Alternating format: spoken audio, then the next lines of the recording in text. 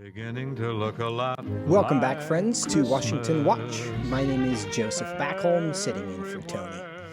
This has been a tough year for President Biden. He's made a lot of claims that he may now regret, including his claim that he will shut down the coronavirus, or that the withdrawal from Afghanistan would not be, quote, a hasty rush to the exit. He may also regret statements about inflation. Here's what he had to say back in June. And by the way, talking inflation, the overwhelming consensus is going to pop up a little bit and then go back down. No one's talking about this great, So again, if it turns out that what I've done so far, what we've done so far, is a mistake, it's going to show. It's going to show. Well, a few weeks after that, in pitching his Build Back Better plan on July 19th, President Biden told Americans that if your primary concern right now is inflation, you should be even more enthusiastic about this plan. So when Republicans in the House voted last month against Build Back Better, the White House said this. You saw every single Republican in the House vote against Build Back Better. What were they voting against? Yes, they were voting against the president's agenda. They were also voting against lowering costs. So is a vote against Build Back Better a vote against lowering costs? With me now to talk about this is economist Stephen Moore, who is a senior fellow at FreedomWorks and a co-founder of the Committee to Unleash Prosperity. Stephen, welcome to Washington Watch. Hi, Joseph. Great to be with you. Merry Christmas. Merry Christmas to you. Thank you for taking some time on this Christmas week. You heard Jen Psaki's comments there 2 weeks ago, saying that a Build Back Better, voting no on Build Back Better is a vote against lowering costs. What's your response to that? Well, I mean, obviously that's a non sequitur. If you're going to borrow more money and spend more money and print more money, inflation is going to get worse. This is just basic, seventh grade economics. And most Americans don't. That's a laugh line. No American outside of the White House really believes that passing this bill would solve the inflation problem. It'll increase prices that you pay at the grocery store and the gas pump. I've got to say this about Build Back Better. I've been working, leading a coalition of about 75 conservative groups, including pro-life groups and taxpayer groups and anti-big government groups. And I got to tell you, I mean, there's something in this bill that everybody hates. It's an assault on the entire conservative agenda. And so I'm proud of the fact that so many groups, including FRC, really stepped up and made the case to the American people that this bill is a disaster. And thank God Senator Manchin came out against it. Well, that's kind of you to say. We appreciate that. And it may, in fact, be dead, though it seems President Biden... Not dead yet. No, President Biden has expressed some hopefulness for sure. And in Washington, D.C., few things are totally dead, it seems. Right. But you mentioned that the statement that Build Back Better would decrease costs and decrease inflation is a laugh line. But why is there this disconnect? How can serious people say that with a straight face? But as you said, anybody who's taken seventh grade economics would know that not to be true. Why would the White House say that if it's so obviously not true? Well, Joseph, why would the White House say that this bill wouldn't cost a dime? Remember that one? This isn't going to cost anything. It's not going to increase the deficit by one dime. It's free. It's all paid for. And then we find out 2 weeks ago, no, it's not going to increase the budget by a dime. It's going to increase the budget deficit by $3 trillion. I mean, they just haven't been truthful about anything about this bill. They will say anything, no matter how deceitful it is, to try to get this across the finish line. So I'm not surprised they would make these outrageous claims. And actually, the more they say that, the more the support for the bill, falls. I'm reminded of what my great friend Herman Cain, remember Herman Cain, yes, ran for president, and a great conservative leader, once wrote a book called They Think We're Stupid. And sometimes I think these liberals think we're stupid, and the American people are not as stupid as they think we are. Well, what there is agreement that prices are in fact going up. The causes of that, there are disputes about that. And last Tuesday, Jen Psaki tried to claim that specifically meat prices were going up because of private sector profiteering. I want to play that clip for you and then get your response. People go to the grocery store and they're trying to buy a pound of meat, 2 pounds of meat, 10 pounds of meat. The prices are higher. That is, in his view, and the view of our Secretary of Agriculture, because of, you could call it corporate greed, sure. You could call it jacking up prices during a pandemic. Now, of course, companies do want to maximize profit. Is it wrong to blame them for price increases? Well, no. I mean, the reason the companies are in business is to make a profit. If they don't make a profit, they're out of business.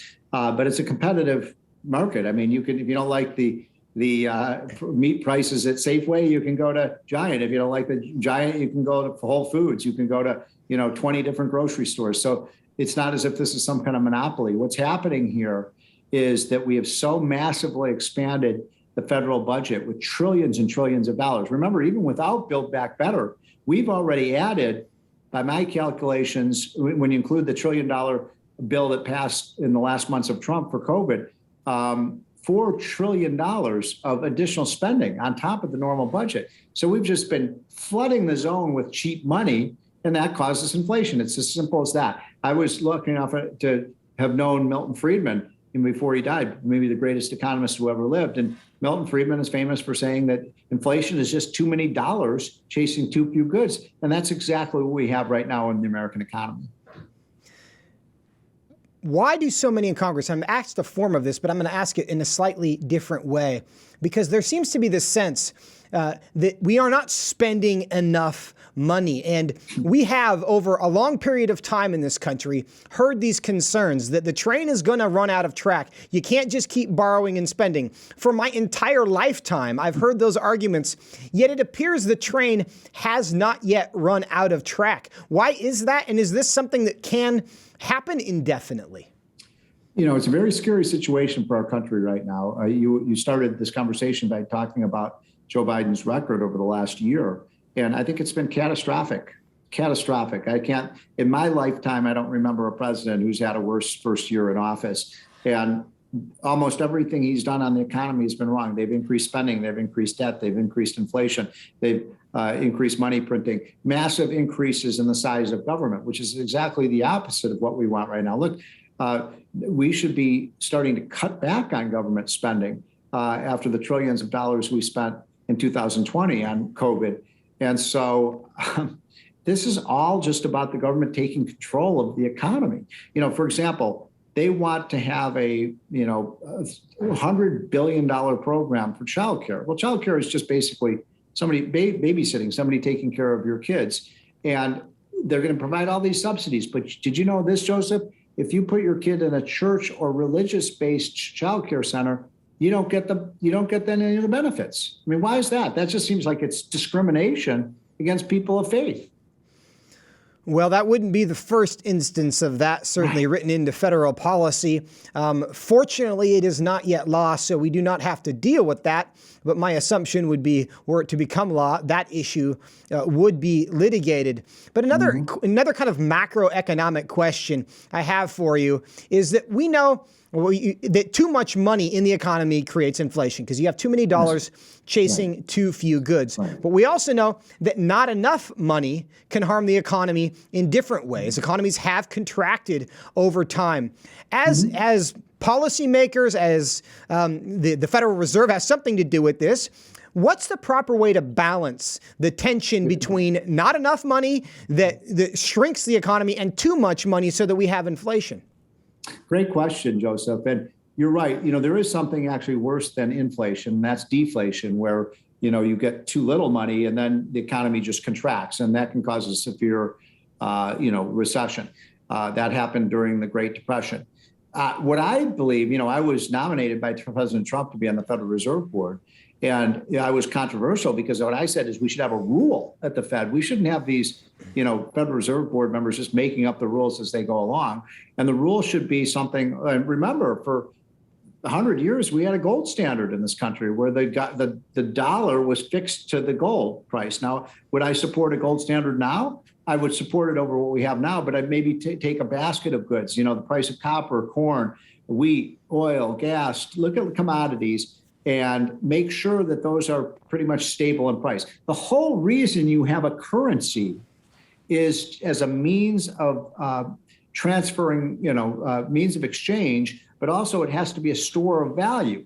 If you have a currency that's just going up and down, it loses its function. And I would submit to you, by the way, Joseph, this is one of the reasons people are moving to these cryptocurrencies like Bitcoin and others, because they don't feel that they can trust central bankers, whether it's the United States or in Europe or in China, to control the currency. And they don't trust the politicians to stop the spending and debt, and for good reason, because everybody's looking at it in the United States. I mean, when I first came to Washington, we were running $100 billion a year deficit. Now we're running $2 trillion deficits. It's insane. It's a prescription for financial disaster. I don't know if it's going to happen in 22 or 23 or 24, but if we keep this up, there will be a financial disaster.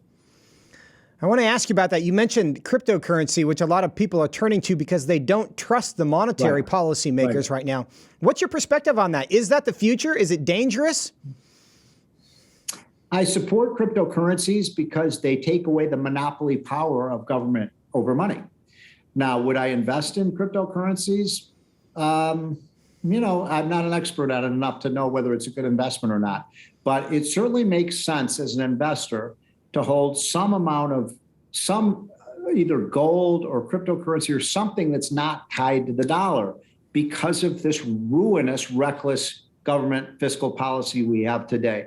And so I think that cryptos have the benefit of keeping these central bankers honest. Isn't it interesting, by the way, Joseph, that now what does the government want to do? They want to regulate the cryptocurrencies. Right. They want to have control over it because it's all about government controlling your money, your resources, and the money that you have in the bank. That is indeed a rabbit hole that I am sure I actually would enjoy going down with you, but this is not the time for that. Back on the question of inflation, we hear about inflation across different sectors. We have energy prices, we have food prices, we have retail prices. When thinking about the policy that affects inflation, is it better to think about inflation as a singular thing that affects everything? Or do you turn dials with each industry, within each sector of the economy? Again, a great question. And I've been looking at this for a long time, over the last 25 years. So can you predict or can you guess what two industries over the last 25 years have had the most inflation? Well, I think it's healthcare and higher education. Yeah, you got it. You got it. Now, think about that for a minute, folks. Healthcare and education, those are the two industries with the most inflation in prices. Gee, what do those have in common? Oh, yeah, the government runs those industries. So this is ironic, isn't it? That the two industries that we have the government control are the ones with the highest prices. And when I ask my liberal friends, why do we have the government run the healthcare and education industries? And they say to make it affordable. Gee, they're doing a great job of it, right? And the reason I mention this is now they want the government to run the childcare industry. Now, right. Joseph, if they run the childcare industry, do you think that's going to make it cheaper or more expensive? Right. I submit to you, it's going to be more expensive. Just like everything they touch goes to ruination. We don't want the government in the childcare industry. It's doing fine. I hear Joe Biden say, how are parents going to possibly survive without all these subsidies? They've been doing it for 200 years. Or actually much longer than 200 years. Why on earth would anyone want to lower prices if you had guaranteed customers, if you had a federal government guaranteeing that whatever price you demand is going to be paid? That, of course, disincentivizes anyone from reducing their overall costs. Now, when you look at the current situation we're in economically, is there a historical comparison that you think that is instructive, that we can look back on and say, people have been here before, this is what they did, that was a mistake, or that was the right thing to do? Yeah, I would say it would be the 1970s. And I'm old enough to remember the 1970s. I was a teenager during the late 70s when Jimmy Carter was president. And I remember, in fact, I was working as a grocery store clerk at the local grocery store in my neighborhood. And every time I would come in, we'd have to take those little stickers that you before they had the barcodes, and we'd have to put higher sticker prices on all the cans of vegetables and the box of Wheaties and so on, because prices were rising out of control. And that's because we had a president Jimmy Carter, who just did not get control of the debt and the out of control government spending. And I feel like that's a real historical parallel to what's happening now. And the lesson we learned from the 70s is once, inflation started at 2 or 3%, and then went to 4%, and then 6%, 8%. It was like a snowball rolling down a hill, gathering more snow. And I think that the Biden administration better get serious about this. You're not going to get rid of inflation by wishing it away. You have to take steps to control the supply of money and to increase the supply of goods and services, which is why raising taxes right now is crazy. We should not be raising the taxes. As you know, I helped Donald Trump put together his tax plan. And what we did was we created so many jobs and so many businesses moved into the United States from the rest of the world. So if you get an increase in the supply of goods and services, prices go down.